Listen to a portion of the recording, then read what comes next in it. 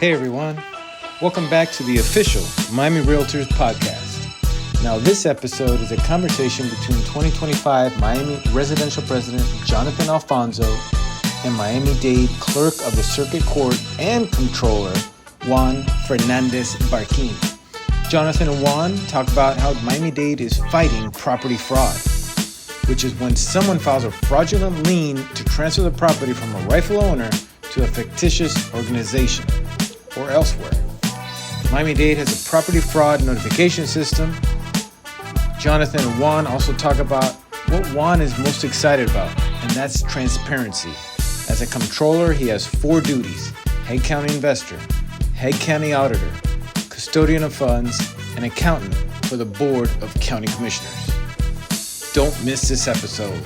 Whether you're driving, walking, running, at the gym, cooking, whatever you're up to, thank you for your time, and thank you for listening to the official Miami Realtors podcast. Welcome, everyone. Thank you so much for joining us on today's podcast of the Miami Realtors podcast. And today, I am very honored to have with us in the building our very own Miami-Dade County Clerk of Court and Comptroller Juan Fernandez-Barquin. So, Juan, thank you so much for joining me. My pleasure, Jonathan. And it's always a pleasure. So, first, before we kind of jump into it, and I'm sure there's a lot of questions about, people want to know, but why don't you give them a quick little 2-minute bio of who you are and how you got to this position? Absolutely. So I was born and raised in Miami. Went to Belen Jesuit for high school. Went to FIU for undergrad. Went to law school at American University in D.C. Started my legal career as a assistant public defender in Palm Beach County. And I graduated during the glorious time of 2008 when the economy was booming. Just kidding. And was there for about 5 years until 2013.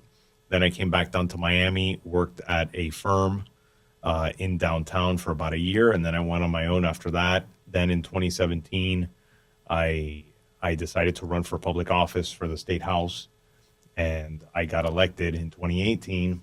And then December 31, 2022, I get a text message. I get like a news alert that Harvey Rubin had passed away. And I didn't think much of it. And then I started talking to my wife about it, and several people approached me about it, if I was interested in the position. And initially I figured, well, you know what? I'm an attorney. I enjoy practicing law. I enjoy representing clients. I like to litigate. I have a lot of intellectual curiosity when it comes to the law. But I also started thinking about all the good I can do in this position. So I talked to my wife about it. She was cool with me trying to shoot for it. Then I went to the governor's office and was asking for the appointment, and I was fortunate enough to get it. And the way it works is that if there's a vacancy in the first 2 years, the governor can appoint, but there has to be a special election. If it's in the latter 2 years, as was my case, there does not have to be a special election. The appointment from the governor will carry over until the end of the term. So then I ran in November of last year, and thankfully, I thank all the great residents of Miami-Dade County for their vote of confidence in voting me into this office.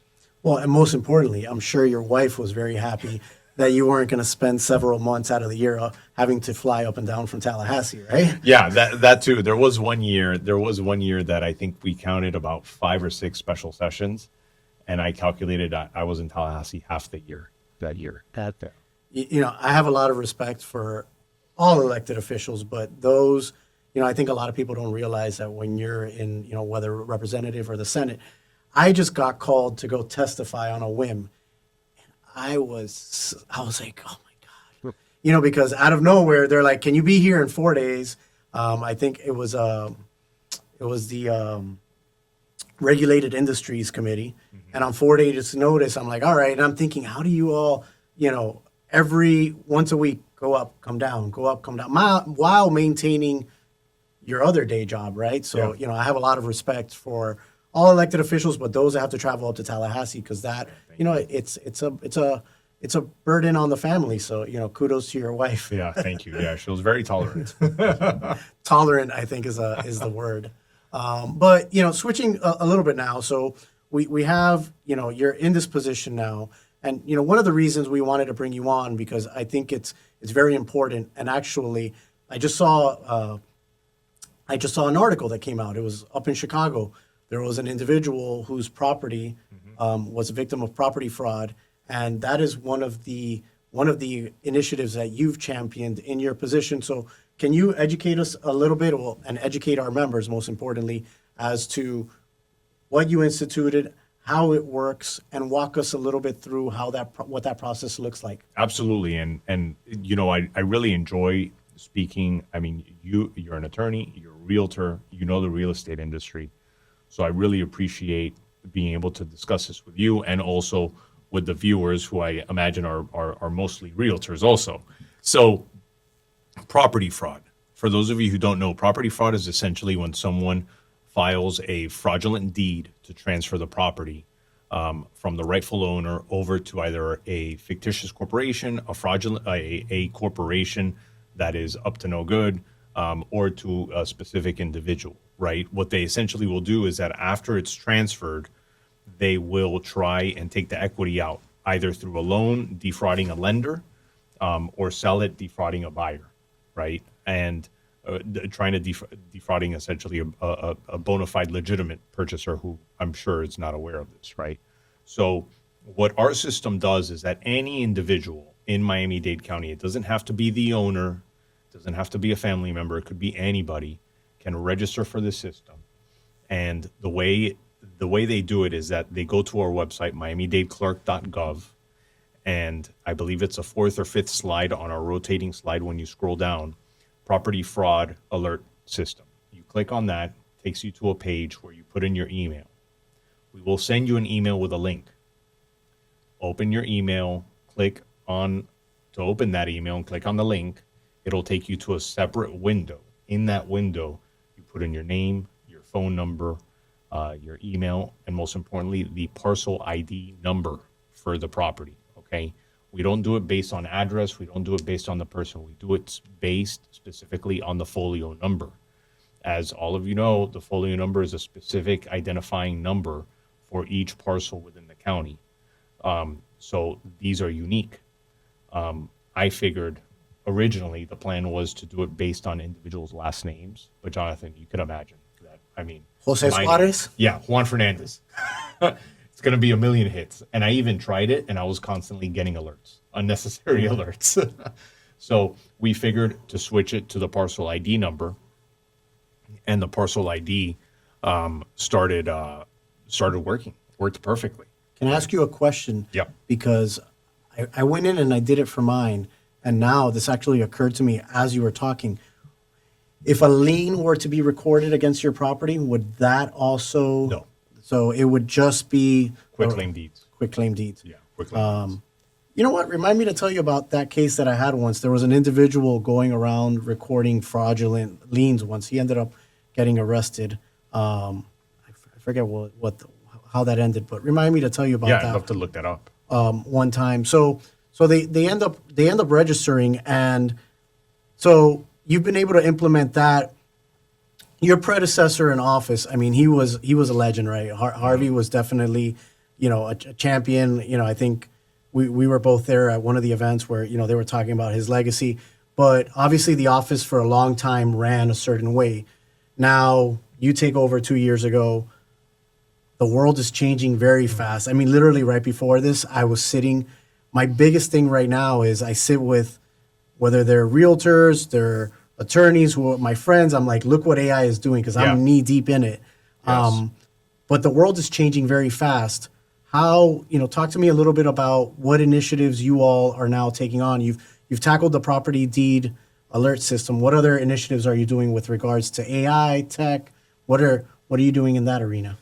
So with the official records, our official record system is antiquated, and I feel it's antiquated. I mean, it works, does its job, right? But I think that there's a lot more that can be done with it. Currently, right now, the system that we have is the platform is essentially about 10 years old, and that we don't have any renewals with this provider in sight in the future, right? They haven't provided anything. So I've taken it upon myself to start engaging vendors, and we've partnered with a vendor who is going to build a customized system just for us that they can later also market to other counties.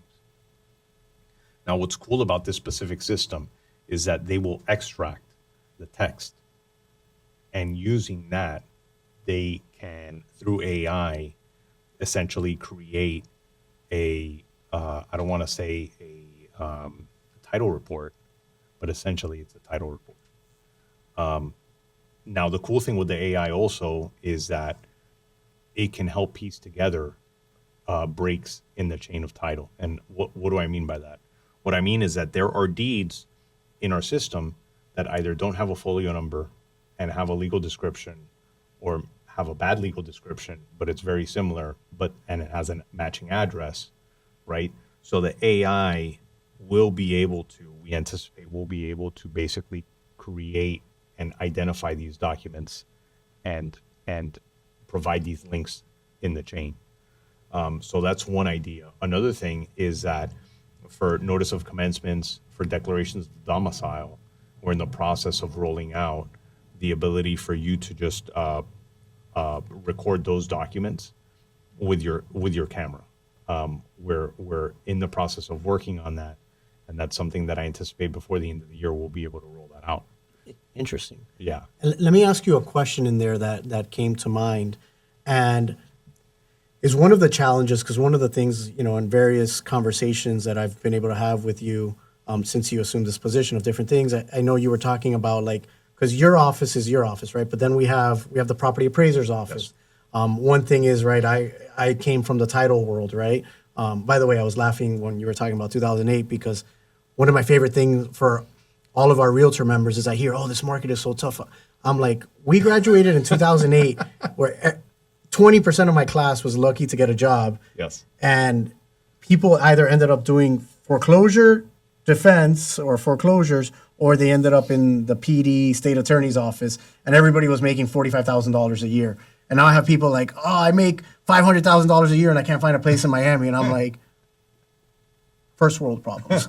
But going back to your office and how it interacts with others, like, for example, I was thinking about interacting with, all these e-filing platforms. Like, I use SimpliFile, right? Mm-hmm. And SimpliFile, it then goes to the clerk. What are the challenges of you're building out these AI systems, but you need to communicate with the property appraisers? Like, I'll give you a very simple example. I have a client, older woman. She, her husband passed away. They owned it together. Now her husband passes away unexpectedly. She starts doing all her life estate planning. So simple thing, we did a ladybird deed for her property. This poor woman, super nice woman. She's obviously like dealing with the passing of her husband. We do a ladybird deed because she was super worried if something happens to me, my daughters. They weren't ready for all of this. We do the ladybird deed. Mm-hmm. PA's office comes back this year with a trim notice that she lost her homestead. We're like, we're doing that back and forth. We just got it resolved. But talk to me it became apparent to me, because even when we recorded it, we put the notification like, this is simply being done for life estate. Yeah. It was previously her homestead. They still removed this. So of course she's calling me. She's una, like we said, she's nerviosa. Yeah. And but that's just an example. We got it fixed. But talk to me about how these systems communicate with each other and the challenges and things you're trying to tackle there, if any. Yeah, on the back end, technologically, our systems do communicate with each other. Okay. So that is something that is happening often. Whenever they have an issue, they'll reach out to us, vice versa. Same thing with the tax collector. We have to communicate with the tax collector because, and I'll give you the specific example, tax deed sales. Okay. So the tax collector issues the tax certificates, but then once someone petitions it for it to go to auction, it comes to us. Okay. And then there could be certain issues when it comes to notice that perhaps the tax collector didn't provide sufficient notice to these individuals whose properties are going to be auctioned. And then it turns into, well, if there isn't sufficient notice, then they're going to have to reschedule the sale. They're going to have to resend the notice. So we communicate between each other. And quite frankly, I don't really know to what extent the tax collector and the PA talk to each other, but I know that they definitely both talk to my office, and because we have to coordinate all this. But the PA specifically, we have a good relationship with them, and with the tax collector also. It's interesting that you brought tax deed sales because I think I'm just going to go now. I have all these questions here, but I think I'm going to go rogue.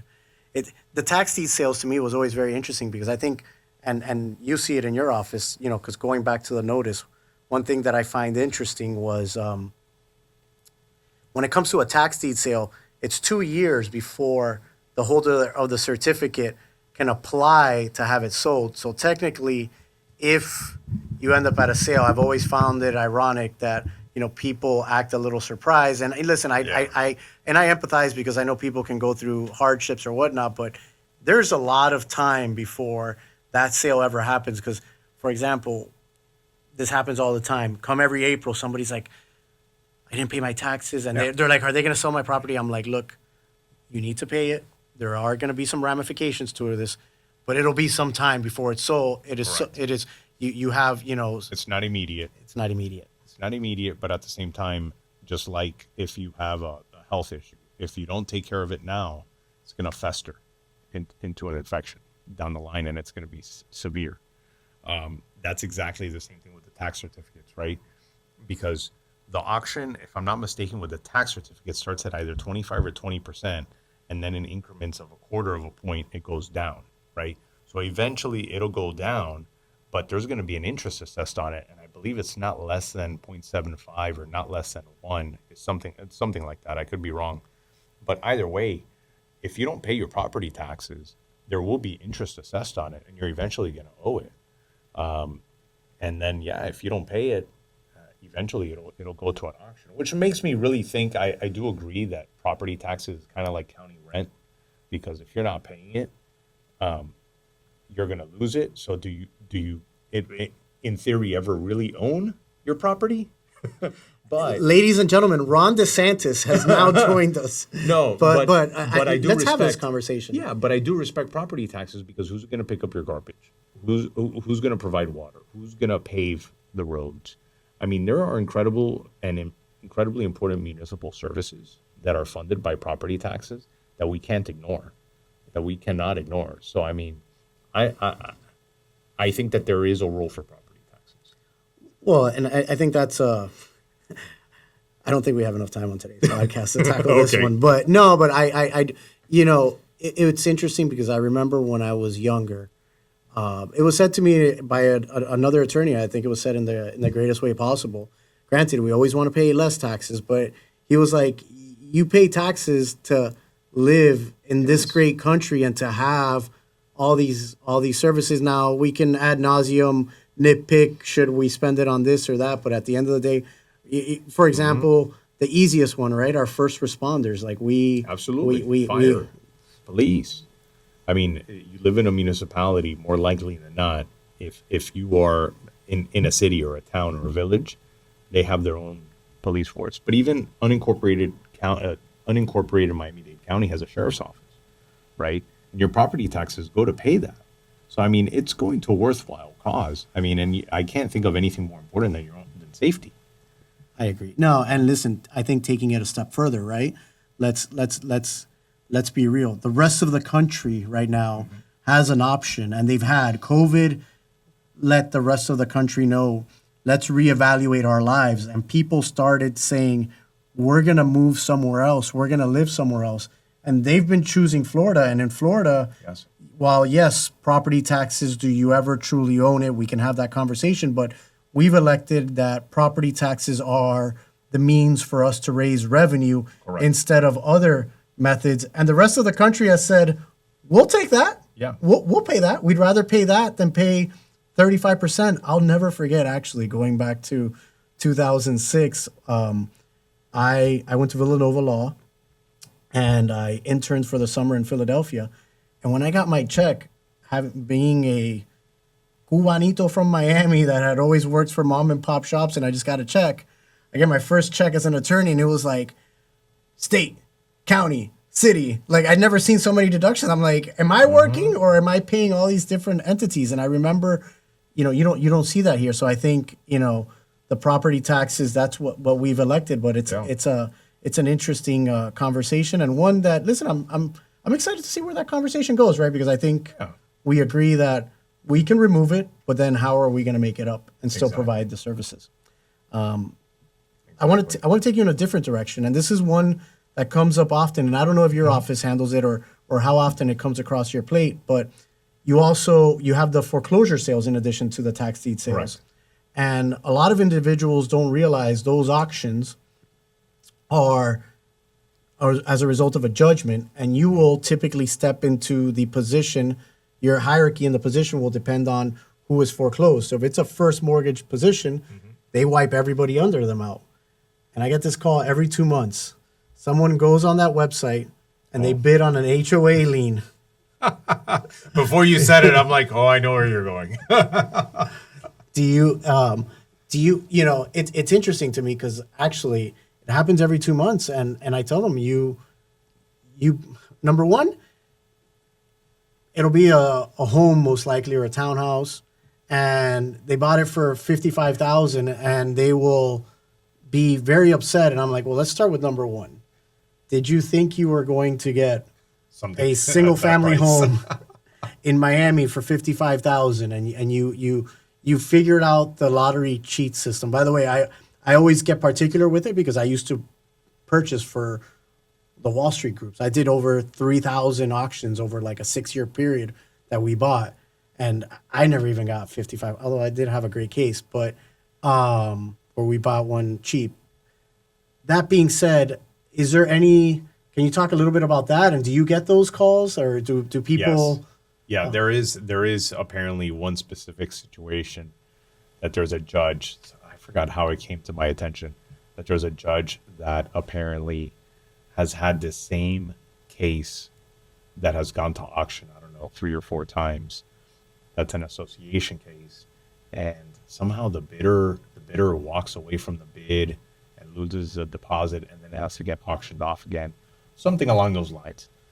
And I heard that, and then as they were explaining it, I immediately knew it was an association issue. I mean, that I actually knew a group of investors that what they would do was bid on those associations and rent out the apartment as long as they could until the bank foreclosed on them. Or they would try and pay the bank to delay it a little bit, which I thought was pretty, disingenuous for you to rent something out to somebody when you know that it's going to get foreclosed on. And that's a Well, you know what's interesting? I'm as a landlord, I'm not comfortable doing that. Well, so I will tell you, I was involved in that world, and I actually represented, and what we did, different individuals tackled it differently. The way I advised my clients, and they ended up doing it, because we would do a formula, right? Mm-hmm. So you would calculate what's the rent and can you get 12 months, because you figured the foreclosure would take, but I wrote it into our leases where we made them aware. We're like, by the way, this is subject, but we gave them a little bit of a break on the price because we were like, this is a 12-month thing. Yeah, that's a perfect way to split it. And we did it. And these investors were trying to negotiate with the bank. And then on some of them, they ended up actually, when you looked at cash on cash returns, it's there. But I think we could agree probably with the new Supreme Court rules and, that they need to expedite the cases. And I think they have certain timelines. Mm-hmm. Are you involved in any of that, or is that affecting your department at all? Or not really. I mean, because the civil side for the most part is paperless, except for the incredibly old cases, right? And the criminal side we are still paper based, unfortunately, which drives me nuts. It drives me crazy going into that file room and seeing all these files. I am such a fan of going paperless. And what's holding that back? The technology, predominantly the technology. So our criminal system is based on what's called CJIS, the Criminal Justice Information System. And the county is obligated by statute and by the state constitution to provide that to their respective county clerk. So right now we're in the process of implementing. Well, not quite implemented yet, but we have someone who won the RFP, and they're in the process of doing their due diligence and transferring the files and doing what they need to do for us to get there. But it's going to take a couple of years, unfortunately. If there's any criminal defense lawyers listening to this, I'm doing the best I can. But I really do want to get us paperless to get us moving as fast as possible. But when it comes to civil, No, you're absolutely right. I mean, the judges have now these expedited timelines. And when it comes to calendaring, though, with the judges, though, I really want people to understand this. It's not my office that will set things. It's the judge that tells us, hey, set these cases on this day, and we're the custodian of the files, and we say, all right, we'll set them for that day. We're going to make sure that everything's available on that day. You're the messenger. Yeah, we're the messenger. It's administrative and ministerial, and we're just an administrative function that complements the judges. But I do think, for our members, right? Because our audience is mainly real estate related, and I think you would probably agree with this statement. What I have been telling individuals is because what may or may not happen in the market, for example, with individuals in distress and foreclosures, I don't think we'll have anything as drawn out. I think part of what made the last downturn, and who's to say, I'm of the belief I don't think we'll have a downturn in the market, anything like that ever again. But that last downturn, I think what kind of extended it was the fact that judicial foreclosures, which is what we have in Florida, could be dragged on for. I actually just recently came across, there was a 2004 case that I got brought in to advise on recently, which I couldn't believe that was out there. But I think now, because by the way, I haven't reviewed all the new rules, but I'm in enough chats where I'm surrounded by a lot of lawyers, just like yourself, where I see them going crazy about I'm being ordered to trial on a short notice. But my understanding is the cases can take 18 months. And if not, they have to, the judges themselves, because the same way you're saying, we're the messenger, don't shoot us, we're the custodians, the judges are telling the attorneys, we're just following the Supreme Court of Florida's new rules, so the cases need to take 18 months. So you would agree with the statement that this go-around, foreclosures are going to fly through the system? Yes. I unless it's a complex foreclosure, which there's not many of those. I mean, for the most part, it's pretty cut and dry, but it's something that I expect those to move fast. But I also think that these expedited orders, though, these expedited calendars, we're not in federal court. Like, we don't have the same caseload that the federal court does, right? Like, they have an immense amount of resources. We have a very finite amount of resources. So, I mean, I'm defending the judiciary on this, I think it's incredibly tough in Miami-Dade County for them to comply with these orders that they issue.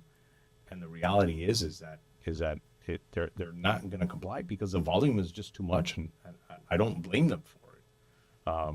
But I think me having been an attorney, all right, Juan Fernandez-Barquin, Esquire, not the clerk, thinks that these deadlines and these schedules are not realistic. It's interesting because you just brought up something which I think comes up a lot, and from my advocacy efforts on behalf of the association and everything when we go to Tallahassee, because Miami is always like that different animal to Tallahassee. So I wonder how much of this is the Supreme Court issues these rules, right? And then you're a smaller county with a smaller caseload, and that makes all the sense in the world. We can manage this pipeline. But you're right. In Miami-Dade County, we have how many thousands of cases filed. So you're absolutely right. So that being said, I think, kind of to bring it all home, with you were appointed, you then you had an actual election, you won. Our PAC team, we supported you, we endorsed you, and that being said, now you're in this role. What are you most excited about, going forward as far as what you're working on right now? Talk to our members a little bit about that. Transparency is one of the things I'm incredibly excited about from the auditing function. As a comptroller, I have 4 duties. The first is a county investor, head county auditor, custodian of funds, and the accountant for the Board of County Commissioners. Because remember, the Board of County Commissioners sits in a legislative capacity to pass a budget for the county. So I'm incredibly excited about, one, being the custodian of funds, to be able to provide transparency to our taxpaying residents on where these funds go in the form of a dashboard that we are working on. It's going to take some years, but I can assure you it's going to be worth it, because I want our residents to be able to see the minutia of the things that the county government spends money on, so they know where their money's going. Second, the auditing function is incredibly important, and I look forward to just keeping the county's partners honest on where the funds are going and making sure that they're being spent the way that the county commissioners meant the funds to be spent. I love that, and I think it's so. I think with technology and the ability for us to communicate, I think we're moving to a very open source world, right? Where everybody's going to be able to see, and I think it's great that you're championing that. So I want to thank you so much for coming down to headquarters today. I want to thank you for educating our members. And, last words, can you tell them where they can find more information about the clerk, what website, social media handles, if you want, give it to them so they can follow you and learn more about what the clerk is doing. Absolutely. So my email is Juan.F as in Frank, Barquin, Barquin, at MiamiDadeClerk.gov. Our website is MiamiDadeClerk.gov, and our Instagram handle is Miami-Dade Clerk of Courts. All right. And with that said, Juan, thank you so much for coming down today. My pleasure. And thank you all for watching, and stay tuned for our next podcast in the Miami Realtors podcast series. Thank you all. Thank you so much for tuning into the Miami Association of Realtors official podcast channel. Make sure to hit that subscribe button, and please rate and review us. Until the next time.